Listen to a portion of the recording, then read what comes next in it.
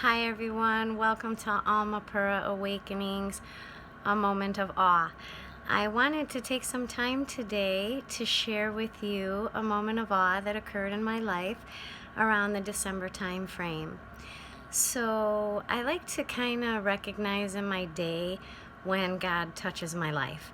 And usually every day I can find a moment of awe, and I could probably continue doing these videos for the rest of my life with all of the moments of awe that I've had.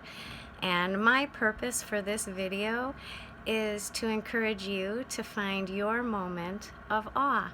So back in December, some of you may know, but a lot of things were going on in our life and my family.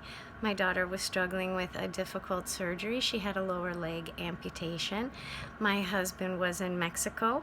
My older daughter, who's a source of a lot of support for me, was out of town for the holidays. So I found that Marissa and I, my 21-year-old daughter, the one that had the amputation, her and I were home by ourselves with 7 dogs in the middle of winter, with her recently having an amputation and coming out of a wound vac because her surgery site became infected. So I wasn't working a lot because I was trying to be home to take care of her. Things were really stressful. We were low on funds, and everybody was gone. So I was kind of feeling like a lot of pressure and really, really stressed out during that time frame in December. And so Christmas time came around, and my daughter and I really like to go to Willow Creek. It's a non-denominational Christian church that is near our house, and so we go frequently to worship there.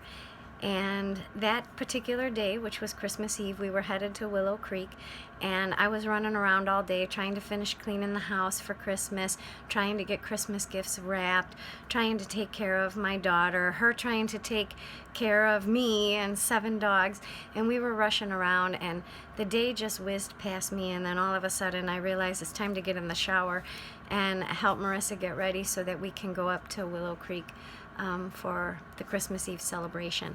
So we did, but keeping in mind that since we were running around all day, I didn't really drink anything and I didn't really eat anything.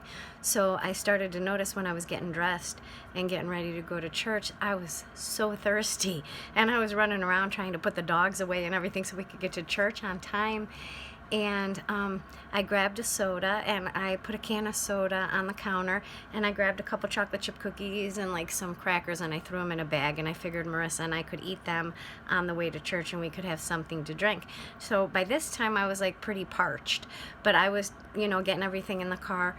So I have everything ready. I grab my purse, help Marissa get into the car, and we are headed to church. And as we get to the stop sign by the house, I go to make a right turn, and I realize that I forgot the cookies and the cracker, and I forgot the soda.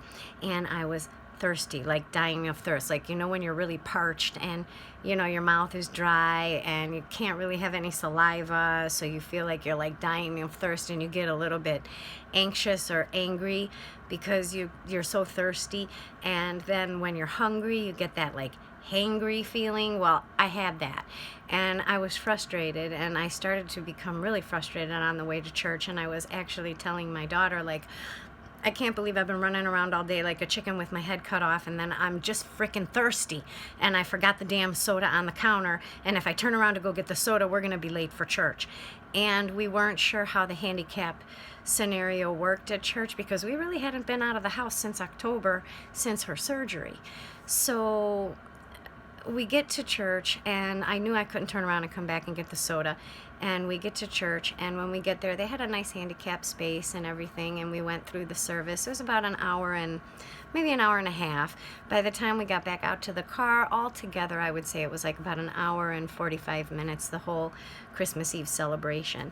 And it was beautiful, and I was moved, and I'm always moved when I worship there, and my daughter and I really, really love that place.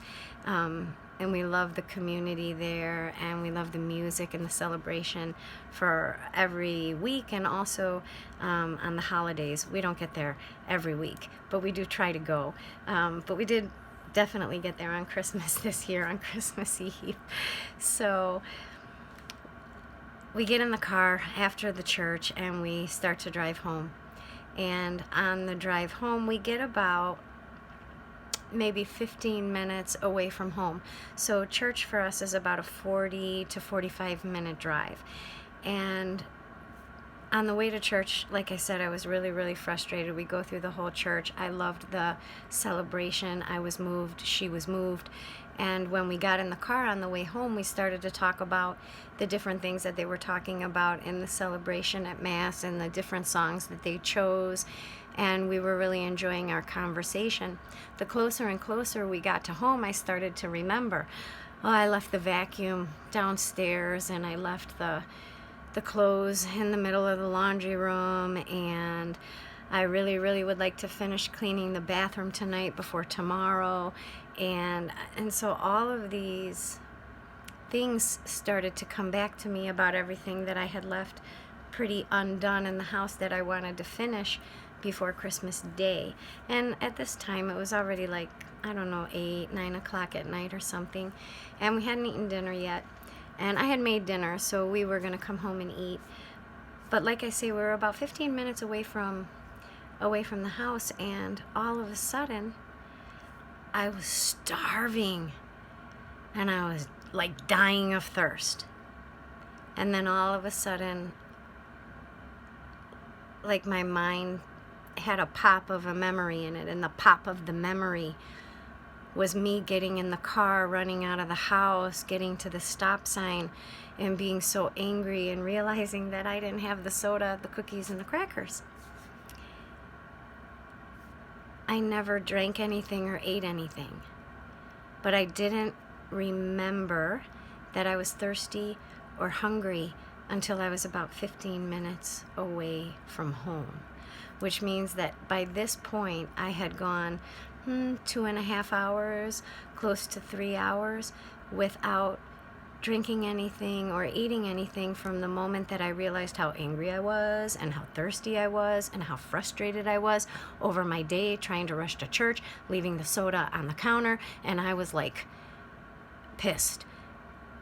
And then 15 minutes away from home on the way back from church, I remembered that I was thirsty and that I was hungry. And what I realized at that moment, like, my mind blew up here. I hadn't been thirsty or hungry. And at like 2.5, 3 hours, when I was parched, my mouth was dry. Where did my thirst go? Why wasn't I hungry for the last 2.5 hours? In the last 2.5, almost 3 hours, I'm not thirsty. But we got to church and I didn't drink. And we got to church and I didn't eat.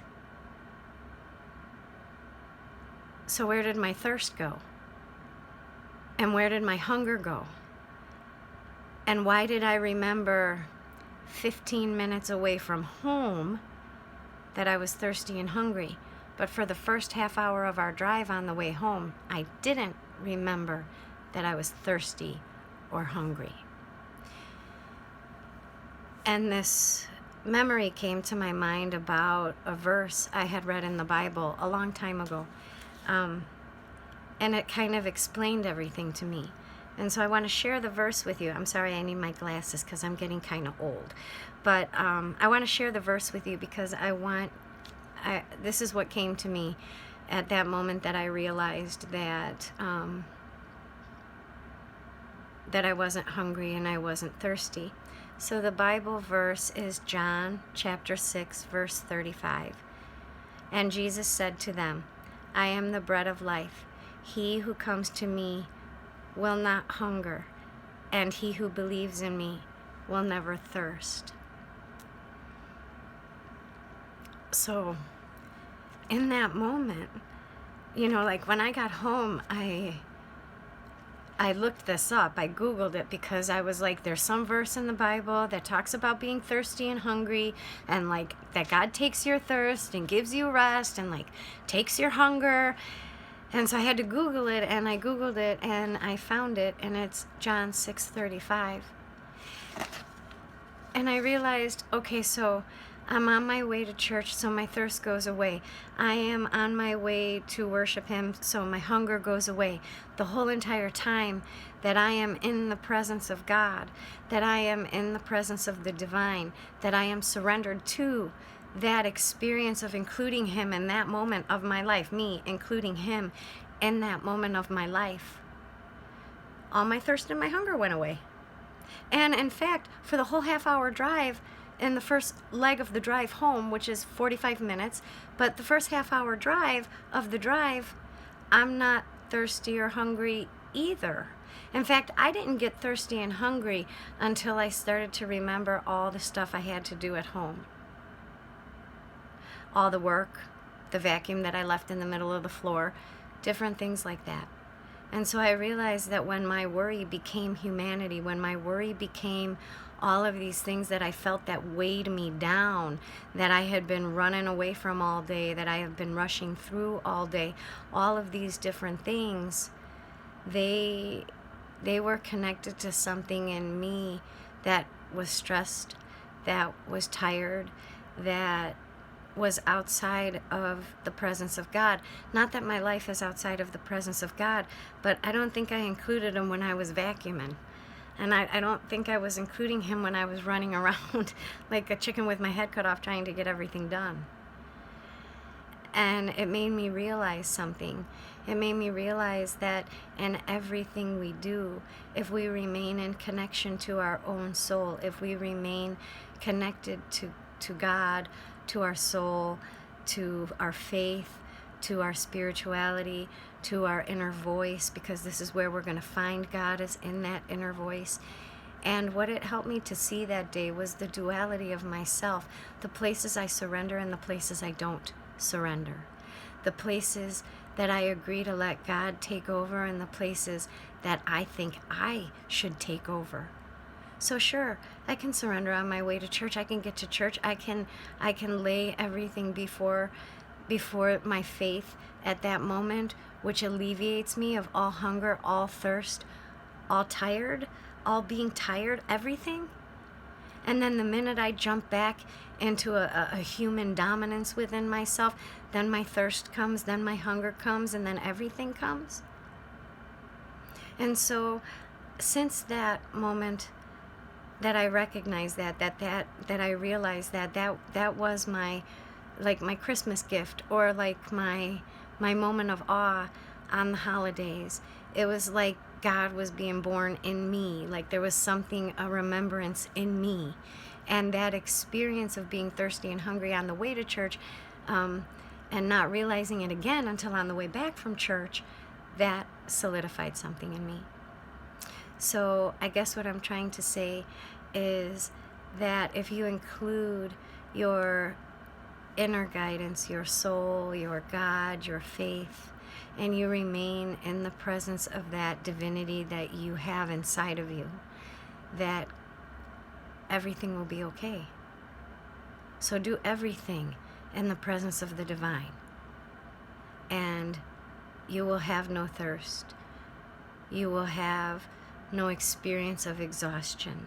You will have no hunger, and he'll provide everything that you need. So I just wanted to share my moment of awe with you. I hope that it helps you look at life a little bit differently, that if you're caught in the crap, if you're caught in the thick of things, if you're rushing around, if you're struggling, it's okay. Do it with God, and everything will work out great. So thanks for listening to my moment of awe. I look forward to hearing your moments of awe. If there's a comment section wherever you're viewing this at and you'd like to share them with me, I love to hear that. Have a happy day. Thank you so much. Namaste.